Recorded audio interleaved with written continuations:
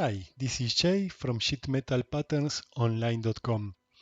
In this video, I will explain the layer structure of the unfolded pattern CAD file you download after you complete the parameter input in our online platform, and also the different ways you have to use the DXF files in real sheet metal fabrication. So I am already logged in sheetmetalpatternonline.com. You can check the video on how to sign up and create your first pattern in a separate video.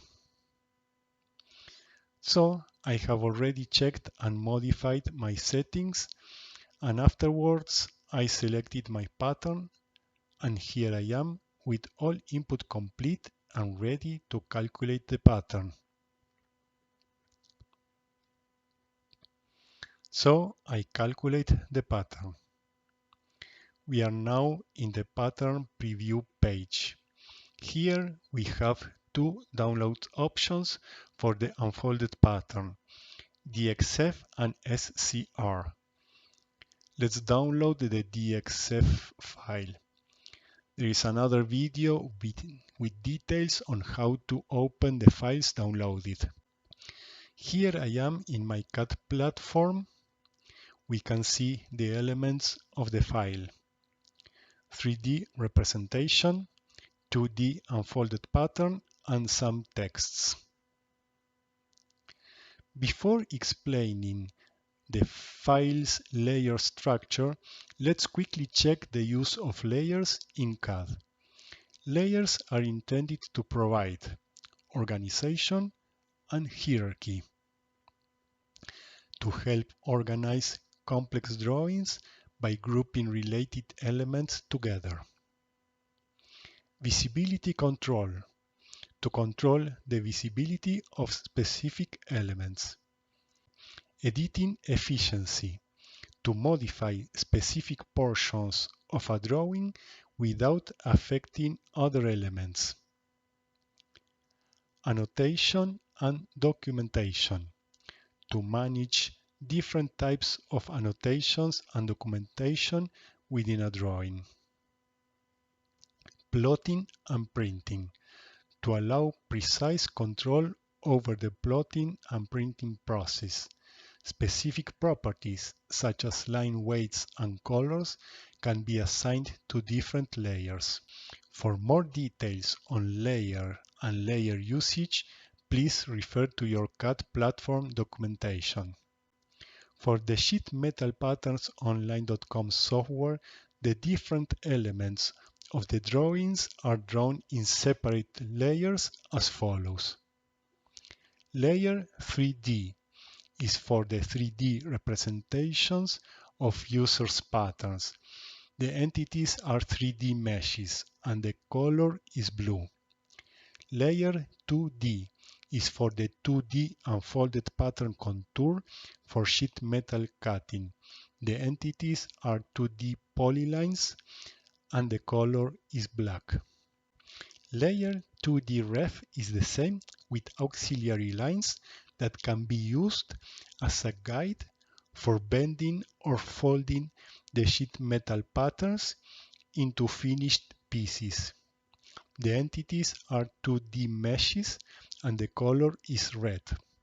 Layer TXT is for the texts as name of the pattern, pattern calculation date, user parameter input, user settings at the moment of the pattern creation, and annotations of number of flat pieces and thicknesses. The entities are text and the color is red. Finally, layer ref is for point references, that is, the centers of the 3D pieces ends and other useful references. The entities are points and the color is cyan.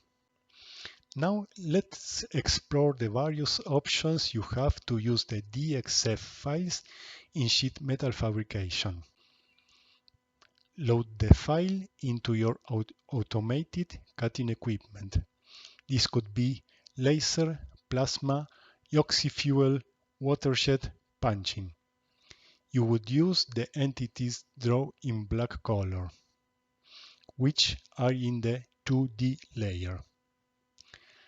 And in the case of laser machines, you may use also the red color entities, which are in the 2D ref layer and in the TXT layer for soft laser marking, text and bending lines for bending guidance. In this case, you could move the text sections to overlap the flat pattern in order to have valuable information on the metal piece. Send the DXF file to a third-party cutting supplier who would have one of the equipments just mentioned. Instruct your supplier to use the entities in black color, which are in the 2D layer. And the same consideration for laser marking apply. Plot the unfolded patterns to scale. One drawing unit equal to 1 millimeter or 1 inch per your unit setting. And use the drawing to mark your metal sheets. After that, you will need to cut the metal sheet with hand shears or electric shears or bench shears. For straight lines, you can use a guillotine. You can also use manual plasma cutting, provided you have proper torch guidance. For curved segments, you can use some kind of flexible ruler fixed in place for better guidance. Send the file to a third-party plotting shop with instructions on what to plot and to do it so in scale. You would use the plots in the same way as just mentioned. Mark the linear dimensions of the pattern on the metal based on the graphical information provided on the cut drawing. And if curved sections exist, plot that particular sections to scale. Again, you will need to cut the metal sheet with shears, a manual plasma torch, or a guillotine. For cones, cylinders, and profiles, use the information provided on screen to cut your flat metal. Finally, after getting your flat metal parts cut, you will need to use bending or rolling to get the desired shape. For the special case of spheres, you would be using dishing. Check the spheres video for more details. Before rolling and bending, you would usually prepare the bevels for welding. You need to consider your welding bevel geometry when choosing your settings. Thanks for watching. I hope this video helps you with your sheet metal fabrication and to get the most of sheet metal patterns online.com. If so, consider liking this video. Please subscribe for more videos like this and visit and sign in into sheet metal patterns online.com and start making your patterns today. Have a great day.